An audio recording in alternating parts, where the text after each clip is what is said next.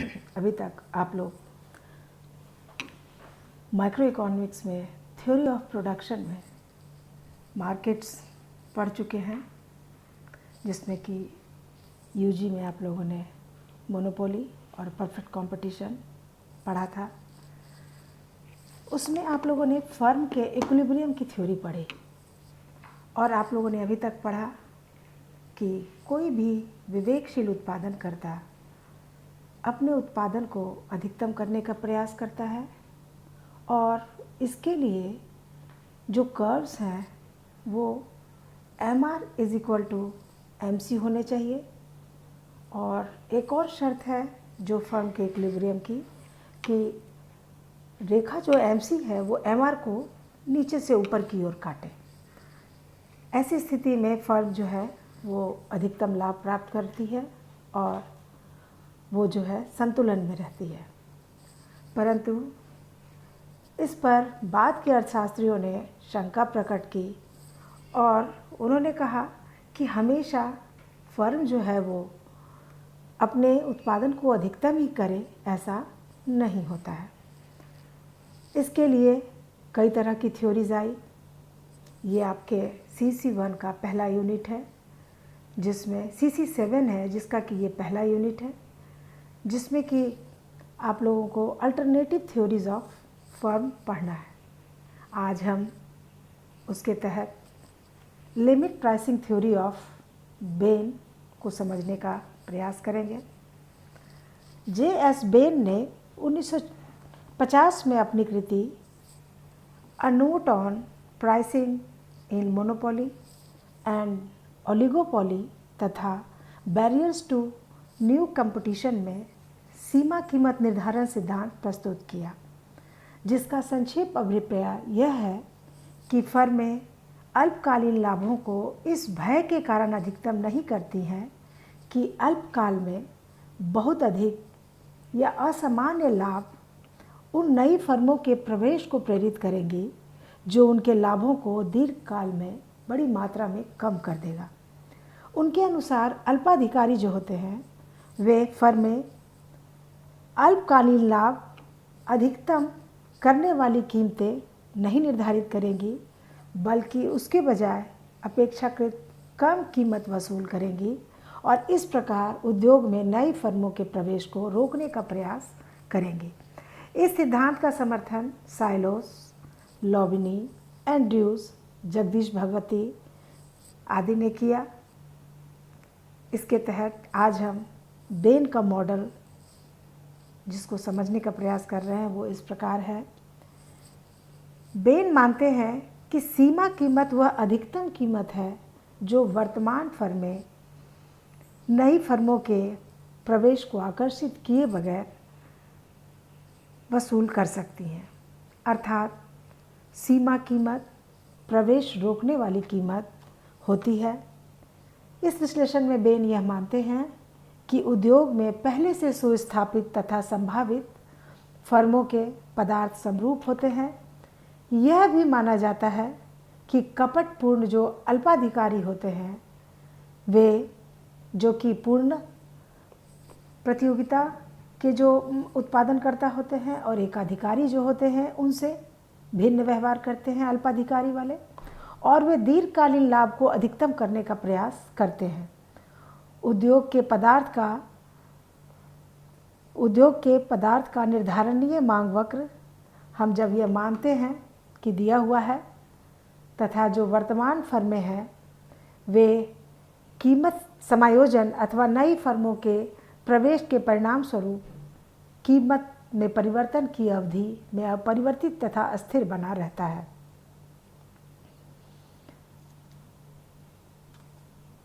कपटपूर्ण अल्पाधिकारी जिस समस्या का साझा करते हैं वह यह है कि सीमा कीमत किस स्तर पर निर्धारित की जाए कि वह नई फर्मों के प्रवेश को रोके।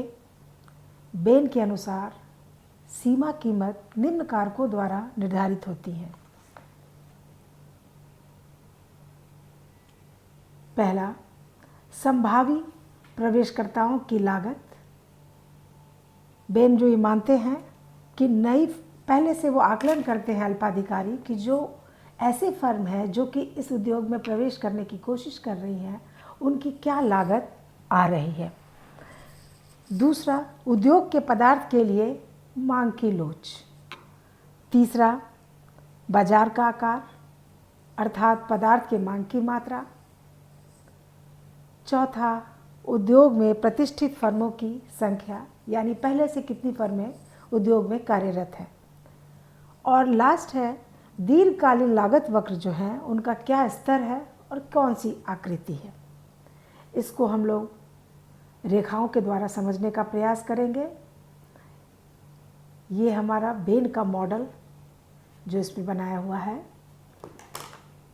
एक्स एक्सिस पर क्वांटिटी को हम मेज़र कर रहे हैं और वाई एक्सिस पर प्राइस को मेज़र कर रहे हैं। डी डी रेखा जो है वो कपटपूर्ण अल्पाधिकार का बाजार मांग तथा एम आर जो है, ये एम आर रेखा जो है वो सीमांत आय वक्र है। हम ये मान रहे हैं कि LACP EP जो है, LACEP यह अल्पाधिकारियों की दीर्घकालीन लागत रेखा है। चूँकि LACEP स्थिर है, हम देख रहे हैं कि ये 0 से C पर कांस्टेंट है। चूँकि ये x के पैरेलल है, इसका मतलब ये स्थिर रेखा है। यह स्थिर है इसलिए यह LMC के समान, LMC मतलब लॉन्ग रन मार्जिनल कर्व के समान कार्य कर रही हैं। और इसको हम लोग कह सकते हैं कि ये लॉन्ग रन एवरेज कर्व है, ये लॉन्ग रन मार्जिनल कर्व है। अल्पकालीन लाभ को अधिकतम करने वाली कीमत PM है। अल्पकालीन जो एस्टिमेट कर रहे हैं प्रोड्यूसर्स कि अल्पकाल में जो हमारी अधिकतम लाभ हमको प्राप्त हो सकती है वो ये PM तक है। वो क्या करेगा, PM जो भी नए फर्म्स हैं जो उद्योग में प्रवेश करने की कोशिश कर रही हैं उनको रोकने के लिए वे प्रयास करेंगे, क्योंकि यह बहुत अधिक है PM, तो नई फर्में जरूर ही आकर्षित होंगी। जिन नई फर्मों के प्रवेश से पुरानी फर्मों को क्या होगी, बाजार मांग घट जाएगी और इससे उन्हें हानि होगी, जिसके कारण उनका मांग वक्र बाईं ओर विवर्तित हो जाएगा। इस प्रकार जब उनका मांग वक्र बाईं ओर विवर्तित हो जाएगा, इस प्रकार उद्योग में नई फर्में जो हैं वे पदार्थ की मांग के बारे में अनिश्चितता का सामना करेंगी। अब यदि वे संभावी प्रवेशकर्ताओं की दीर्घकालीन औसत लागत के बराबर यानी PL कीमत निर्धारित करती हैं, अर्थात वे मान के चल रही हैं कि जो नई फर्में उद्योग में प्रवेश करेंगी उनका जो लागत है लॉन्ग रन में वो 0 PL और PL के बराबर है। दीर्घकालीन औसत लागत जब OPL के बराबर होगी तो वे पदार्थ की Q मात्रा जो है Q1 मात्रा बेचेंगे, OPL के अनुसार पदार्थ की मात्रा बेचेंगे। सुस्थापित जो पहले से अल्पाधिकारी हैं वे अभी भी लाभ अर्जित कर रही हैं इस मात्रा पर। अब जो पहले से है इंडस्ट्री में वो लोग कितना लाभ कर रही हैं, OPL के बराबर। उनको चूँकि उनका लागत है C1 के बराबर, परंतु फिर भी वो मिल रहा है उनको OPL, मतलब C1 PL के बराबर लाभ अभी भी जो पहले से इंडस्ट्री में फर्में हैं उनको मिल रहा है। ऐसी स्थिति में वो PL PM के बराबर लाभ को त्याग करती है और अभी भी वो पहले से अधिक लाभ प्राप्त कर रही है, लेकिन वो इतना लाभ प्राप्त कर सकते थे, लेकिन वो इतने लाभ का त्याग करते हैं ताकि उनके जो हैं विरोधी इस उद्योग में प्रवेश न करें और इस लाभ को न प्राप्त कर सके। लागत LACEF की अपेक्षा ये लागत LACPE अधिक है। तथापि उद्योग में प्रवेश करने वाले संभावी विरोधियों के हित में नहीं होगा, क्योंकि PL कीमत उनकी उत्पादन की औसत लागत के बराबर है। यदि वे उद्योग में प्रवेश करते हैं तो पदार्थ की पूर्ति में वृद्धि होगी और बाजार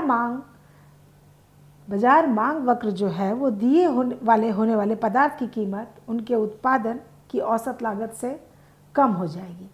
अतः पीएल कीमत को सीमा कीमत कहा जाता है। ये पीएल कीमत जो है इसको हम सीमा कीमत कहेंगे, क्योंकि यह वह कीमत है जो सुस्थापित पुरानी फर्मों को प्रवेश को प्रेरित किए बिना वसूल कर सकती हैं। बेन ने प्रवेश के निम्न इस प्रकार से 4 अवरोधों पर बल दिया है। 4 प्रमुख अवरोध जो है वो इस प्रकार है। पहला, निरपेक्ष लागत लाभ। दूसरा, पदार्थ विभेदीकरण। तीसरा, कुशल अथवा अनुकूलतम उत्पादन के लिए न्यूनतम पैमाना।